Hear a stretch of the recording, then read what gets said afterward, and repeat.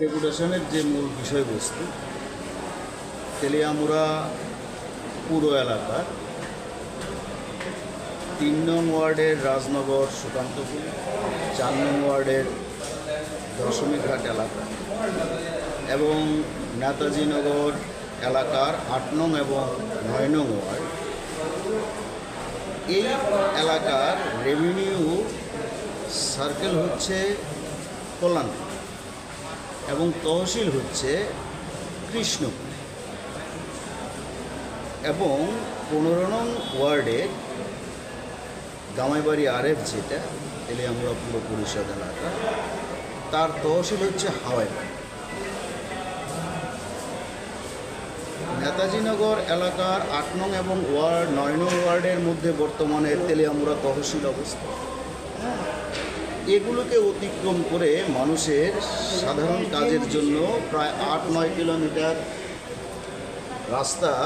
অতিক্রম করে যেতে হচ্ছে কৃষ্ণপুর এলাকা। রেভিনিউর কাজের জন্য যেতে হচ্ছে ১৫ কিলোমিটার অতিক্রম করে কল্যাণপুর এবং ১৫ নং ওয়ার্ডের বাসিন্দাদের তার তহসিলের কাজের জন্য যেতে হচ্ছে হাওয়াইবাড়ি তহসিল। আমরা ডিমান্ড করেছি যে একই এলাকার মানুষকে ভিন্ন ভিন্ন স্থানে যাতে না যেতে হয়, জনস্বার্থে ৩ নং ওয়ার্ড, ৪ নং ওয়ার্ডের একাংশ এবং ৮ নং এবং ৯ নং ওয়ার্ড সম্পূর্ণ, পুর পরিষদ এলাকার যে ১৫ নং ওয়ার্ড রয়েছে সেই ১৫ নং ওয়ার্ড সম্পূর্ণ, তার তহসিল যাতে তেলিয়ামুড়া তহসিলের সঙ্গে যুক্ত করা হয় এবং রেভিনিউ সার্কেল ৩, ৪, ৮, ৯ এটাকে পরিবর্তন করে যাতে তেলিয়ামুড়া সার্কেলের সঙ্গে জনস্বার্থে যুক্ত করা হয়। আমরা